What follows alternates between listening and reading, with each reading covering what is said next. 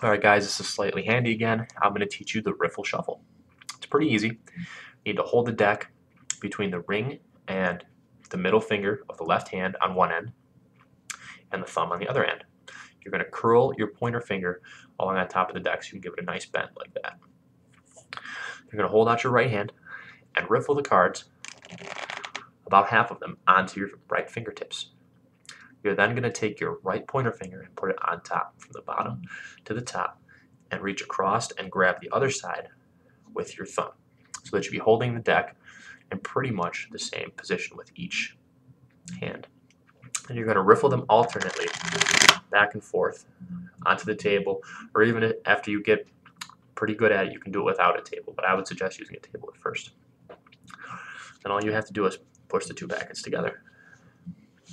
Pretty simple, like I said, just like so. Ring and middle finger, thumb on the other side, riffle onto your palm, around your fingertips. Pointer finger goes on top, thumb comes through, riffle, and push. Pretty easy. A lot of people like to make it more flourishy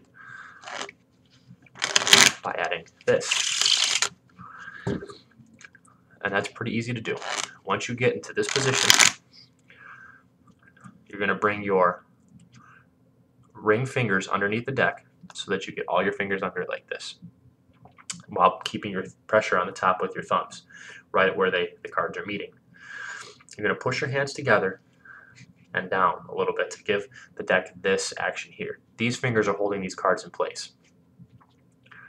Because if you were to move them out of the way, they're just going to automatically start to riffle. And that's what you want. Like I said, all your fingers go underneath. Sorry, that was a bad one. All your fingers go underneath, like so, and just let them go, while keeping the pressure on the top with your thumbs. Now, like I said, if you get a little better, you can actually do that without a table, but that takes a little bit of practice. You have to have a really good grip deep in your palms to be able to do that. Now I'm going to teach you guys the table riffle shuffle. This is more for gamblers and poker players, but it's still a variation, and I want you guys to learn that too. What you're going to do is, having the deck flat on the table, you're going to hold this side of the deck with your thumb and your middle finger of your left hand, and you're going to cut off about half and slide it over to the right with your right. Okay. Now you're going to put your hands on top of the cards in an angle so that your thumbs can contact the corners closest to you, just like so. Bending your pointer fingers in the top again, like so. You're going to riffle them down by the corners at the table. Now you're going to move your pinkies back to this edge here, while keeping everything where it is. Turning the cards towards each other, you can just push them in. Once you get the cards pretty square, an easy way to square cards on the table is to take your little pinchers here and just pinch the corners, just like that. So like I said, you're going to cut the deck, move the top half to the right. Having your hands angled, you're going to pick the cards up and riffle them at the corners. You can push them together like so, bringing your pinky and ring fingers to the outside corners of the deck when the deck is here to help you push it together.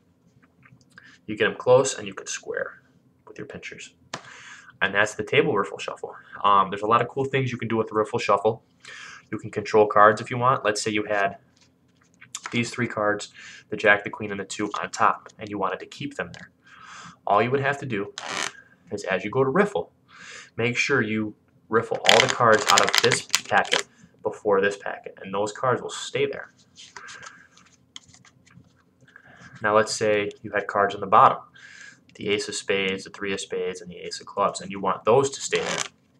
Those cards are now in this packet, and you're going to riffle down at least those three before you start riffling the other packet. So it's going to maintain those on the bottom as well. So it's a useful shuffle. You can keep cards on the top or cards on the bottom, just like so. Like I said, for the bottom ones, just like this. Riffle that packet first. Or for the top ones,